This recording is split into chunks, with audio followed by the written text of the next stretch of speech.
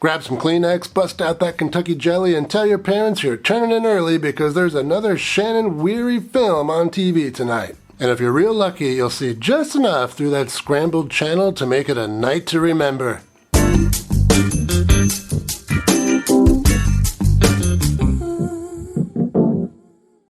Welcome to Exploitation Reviews, and me, Rob, and today I'm taking a look at Lady in Waiting from 1994. This is yet another 90s erotic thriller starring the lovely Shannon Whirry. I've talked about her plenty of times on the channel before, and one of these days I might learn how to pronounce her name, but not today. So let's check it out. We open on two ladies dancing for a guy in a chair. In another room, a different man watches a lady fall out of her dress. Starting strong, and naturally, this isn't anything you can see here. But of course, we don't have to stay here. You can now support the channel on Patreon for just $1 a month. Upgrade to $3 a month and get uncensored versions of my reviews. The link is in the description, and your support is very much appreciated. Anyway, the two ladies and the man in the chair keep things pretty vanilla, but over in that other room, that couple goes straight for the kink and things get a little out of hand and the woman dies. Sadly, this is an avoidable tragedy. You should always have a safety word, and it's not a bad idea for that safety word to be Sometime later, the killer man is on the phone with someone, and it sounds like he's being blackmailed. They know what he did last summer. Or something like that. He then gets in an argument with his wife. Apparently, he's moving them to New York, and she didn't have any choice in the matter. His wife has a son, and that son's father ain't too happy that she's moving him away. He would fight the move, of course, but her husband, the killer man, is a lawyer. The same lawyer that she got when they were going through a divorce. Oh, that hurts. Besides, she's not too concerned with his feelings anyway. He was a terrible husband who spent a lot of time at work and a lot of time enjoying the professional ladies of the night. I'm doing the best I can. Is the beeper for a stiff or a hooker, Jimmy? And if you think about it, in a way, you need that first one to get your money's worth out of the second. Anyway, we hop over to a woman getting undressed and wrapping herself in some sheer clothing. Kind of elaborate for some alone time, but sometimes you have to treat yourself. Oh, but she's not alone, and now she's dead. The police call our dad. Oh, I guess he's a detective. Now, at this point, we're about 13 minutes into a Shannon Whirry film. You might be wondering, where's Shannon Whirry? And I was wondering the same thing, but don't worry, she's right here. Finally, she's hanging out at the bar that our detective dad likes to go to. They meet cute. Never mind, I don't dance with girls taller than me. Are you okay?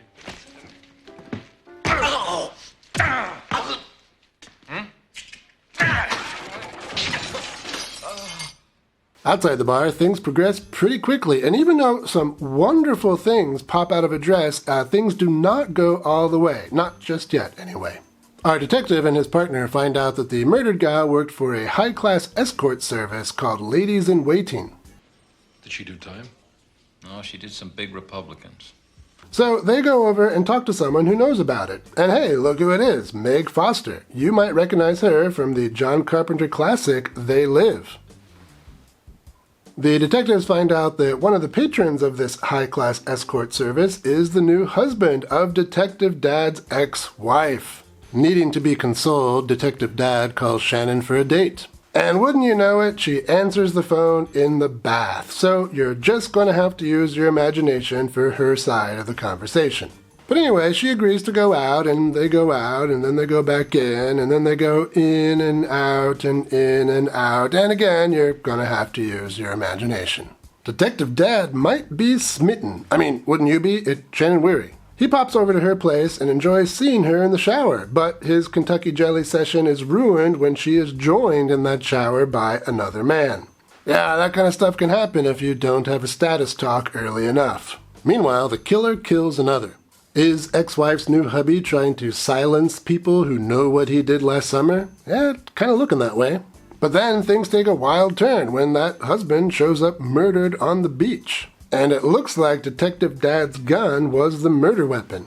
Very few people had access to that gun. Detective Dad himself, of course, and his ex-wife, and his partner, and the new girl, Shannon, but, he's the one with the strongest motive for getting rid of this guy.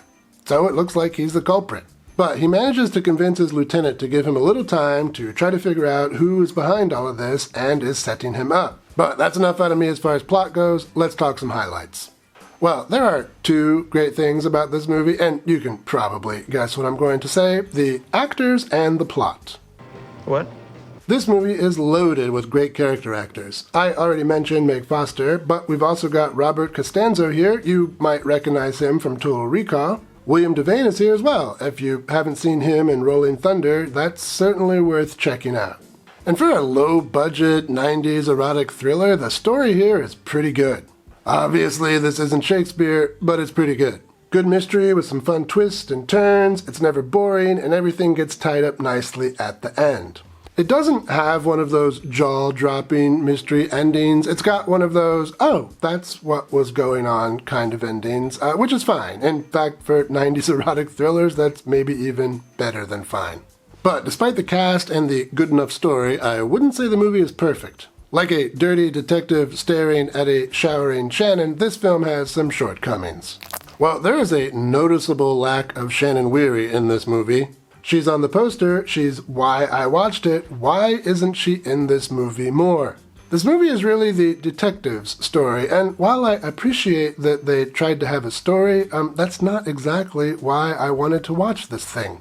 It's not that she's not here, she is. We've got that makeout scene at the beginning, and the bathtub telephone call, a shower scene, which is pretty great, and some other stuff you'll have to use your imagination for if you're watching this on YouTube. And all that might sound like a lot, but it's really not. And that's unfortunate. So if you're looking to see a lot of Shannon Whirry, go watch Animal Instincts, or Animal Instincts 2, or Mirror Images 2. There's lots of choices. But if you're looking for an erotic thriller with actually kind of a decent story and some more than decent acting and just a touch of nakedness as a little bonus, then this might be your movie.